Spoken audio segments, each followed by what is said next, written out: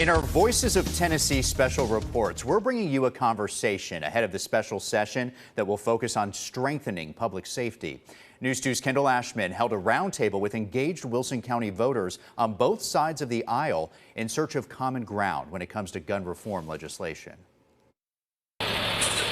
With students back in class and lawmakers preparing to meet for a special session, school safety is top of mind. One piece of legislation. We sat down with Wilson County voters on both sides of the aisle, where I asked them, what type of legislation would you like to see come out of this special session? It's one of those things where it's really hard for me to understand why this is such a big issue. Why can't everyone just be on the same page? How do we like get away from this culture of our kids going to school and being scared and having to do drills? Sierra Barnett says she would like to see stricter gun laws, such as a safe storage law. That Tennessee has to have an extreme risk protection order, which is an ERPO law, ERPO.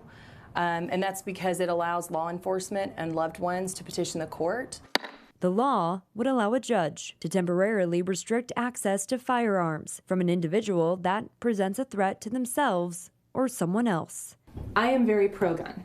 However, we have seen what guns in the hands of unstable people can do. Aaron, I want to bring you in on this as well. I then asked, what's the conservative voice when it comes to gun reform? I think it's really important to understand the purpose of the Second Amendment or what some laws might do to that. And I think that's where some of the people within my own party kind of get carried away with it. I think they don't want their guns to be taken away. Aaron Fulcher says he would like to see a greater emphasis on mental health. I often wonder what happened to the moderate. And with special session around the corner, the concern becomes whether or not politicians will find common ground at all.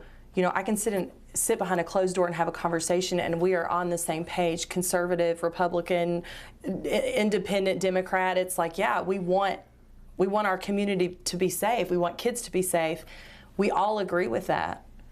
But then, you know, the door closes and it's like, I don't know where we're at today. I don't know where we're at now. I don't know if we're ever going to get there. But I think at the heart of Tennessee, we can all agree that it's important to keep our children safe. Yeah. And if doing that means saying, if you're going to own a gun, you should have proper training on it. If doing that means saying that you should have it somewhere to where your child can't get to it, then I think that's a start. And I think that's something that we could accomplish. In Wilson County, Kendall Ashman, News 2.